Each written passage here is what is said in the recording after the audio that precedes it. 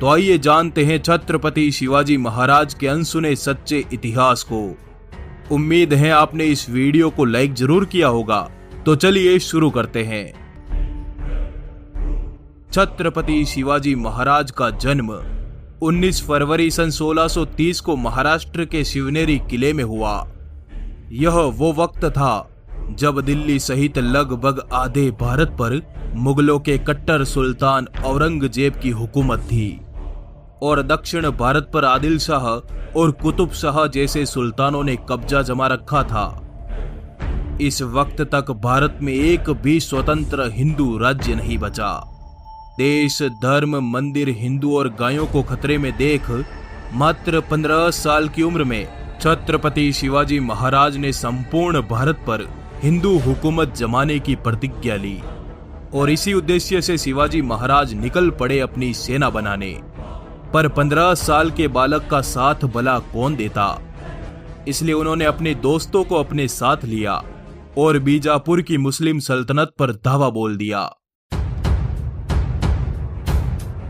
मात्र 16 साल की उम्र में शिवाजी महाराज ने अपने दोस्तों के साथ मिलकर तोरणा के किले को विजयी कर लिया। इस किले से शिवाजी महाराज को बहुत बड़ा खजाना हाथ लगा। इस खजाने से महाराज ने अपनी एक सेना बनाई और इसी सेना के बल पर शिवाजी महाराज ने अगले 2 वर्षों में पुरंदर, कोंडाणा, चाकन और राजगढ़ जैसे विशाल किलों पर अपनी हुकूमत कायम कर दी।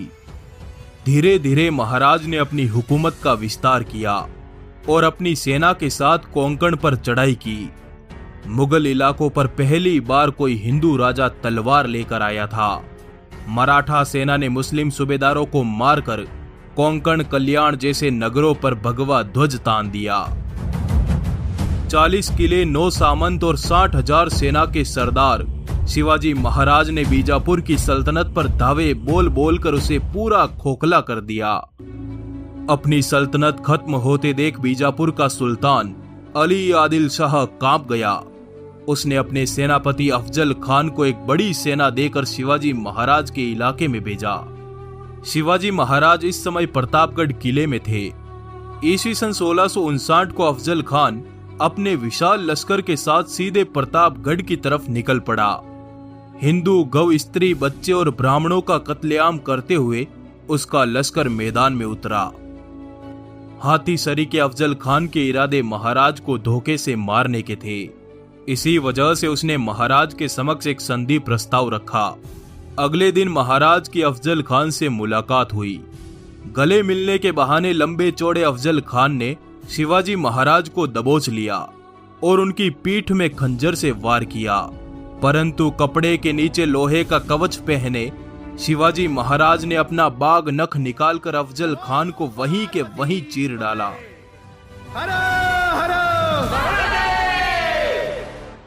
अफजल खान के मरते ही उसकी तमाम सेनाएं हवा की रफ्तार से भाग निकली, परंतु महाराज पर हमले से नाराज मराठे भागती हुई आदिल शाही सेना से भिड़ गए और गुस्से से लबरेज भगवी तलवारों ने 8,000 दुश्मनों को गाजर मूली की तरह काट डाला। अफजल खान द्वारा मंदिरों के विध्वंस का गुस्सा शिवाजी महाराज ने बीजापुर की सल्तनत पर उतारा। ईस्वी सन 1660 तक शिवाजी महाराज ने बीजापुर के चौथाई हिस्से पर कब्जा कर लिया। सल्तनत के किले ध्वस्त हो गए, जागीरें लुट गई और सल्तनती सेनाएं लड़ लड़कर बर्बाद हो गई। दक्कन की सल्तनत को रक्त से नहलाकर महाराज ने अपनी सेनाओं को कोल्हापुर की तरफ कूच करने का आदेश दिया। मराठों की गरजती हुई सेना दक्कन के खुले मैदान में उतरी और पन्हाला सहित एक एक कर दक्कन के 17 किलों को विजयी कर लिया। ईस्वी सन 1660 की रात आदिल शाह को उसके गुप्तचरों ने सूचना दी कि शिवाजी महाराज पन्हाला किले में है और इस समय उनके पास मात्र 600 सैनिक हैं। मौके का फायदा उठाकर आदिल शाह ने सिद्दी जोहर को 10,000 की सेना के साथ पन्हाला भेजा। मध्य रात्रि तक सिद्दी जोहर ने पन्हाला किले को घेर लिया। उसकी सेनाएं किले के चारों तरफ फैल गई। ऐसी विकट स्थिति में महाराज ने बड़ी चतुराई से काम लिया।